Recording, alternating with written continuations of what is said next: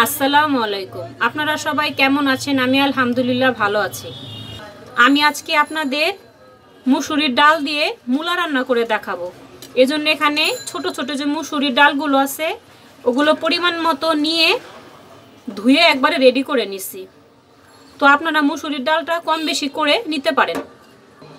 এখন এই মুসুরির ডালটার ভিতরে আমি পরিমাণ মতো পেঁয়াজ দিয়ে দিতেছি আর পরিমাণ মতো লবণ দিয়ে দিলাম।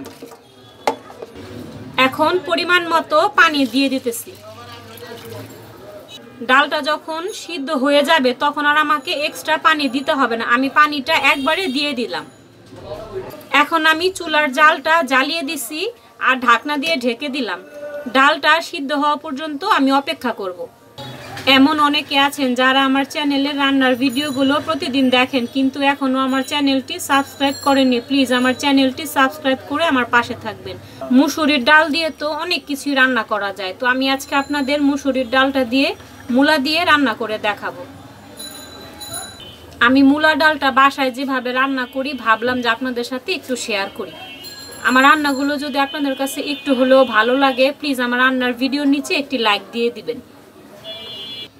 মুসুরির ডালটা কিন্তু আমার বলক চলে এসেছে। এখন আমি হাফ চামচ হলুদের গুঁড়া দিয়ে দিলাম। ডালটা দেখেন আমার ভালো মতো সিদ্ধ হয়ে গেছে। এখন আমি ডাল ঘুটনি দিয়ে ডালটা ঘুটে দিতেছি। এখানে বেশ কিছুটা মূলা আমি এরকম গোল গোল করে কেটে নিছি। আপনারা চাইলে যে কোনো শেপ দিয়ে কেটে নিতে পারেন।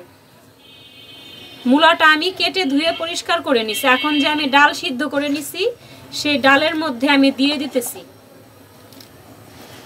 শীতকালে গরম ভাতের সাথে এই মূলার ডালটা খেতে কিন্তু অসাধারণ লাগে।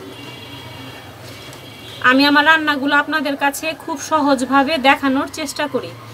আমার রান্নাগুলো যদি আপনাদের কাছে একটু হলেও ভালো লাগে আমার রান্নার ভিডিওর নিচে একটি লাইক দিয়ে দিবেন। মূলাটা সিদ্ধ হওয়া পর্যন্ত অপেক্ষা করব। মূলাগুলো আমার ভালো মতো সিদ্ধ হয়ে গেছে।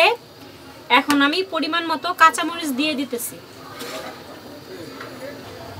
আমি ডালটা বাগার দেওয়ার জন্য এখানে একটি কড়াই বসিয়ে দিলাম আর পেঁয়াজ কুচি দিয়ে দিতেছি আর রসুন কুচি দিয়ে দিতেছি আর দুটো শুকনো মরিচ দিয়ে দিলাম।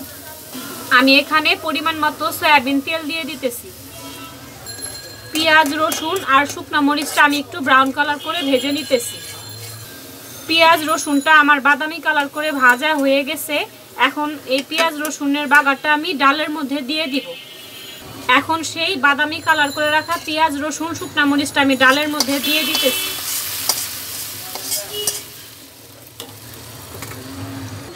পেঁয়াজ রসুনের বাগারটা যখন আমি ডালের মধ্যে দিয়ে দিব ঠিক সেই মুহূর্তে কুচি করে রাখা ধনিয়া পাতা কুচি দিয়ে দিতে হবে।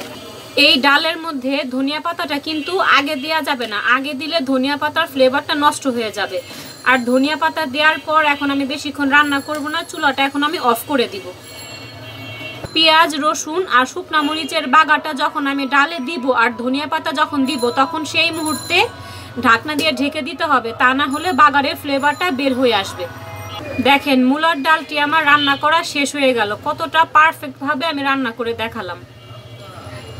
এই শীতকালে এই মূলার ডালটা খেতে কিন্তু অসাধারণ মজা লাগে। আপনারা একবার হলেও এই রেসিপিটি ট্রাই করবেন। অবশ্যই আপনারা ধনিয়া পাতা কুচি দেওয়ার চেষ্টা করবেন, তা না হলে এই ডালটার পারফেক্ট টেস্ট আপনারা পাবেন না। রেসিপিটি আপনাদের কাছে কেমন লাগলো প্লিজ আপনারা কমেন্ট বক্সে কমেন্ট করে জানাবেন। আপনারা সবাই সুস্থ থাকবেন, ভালো থাকবেন। আসসালামু আলাইকুম।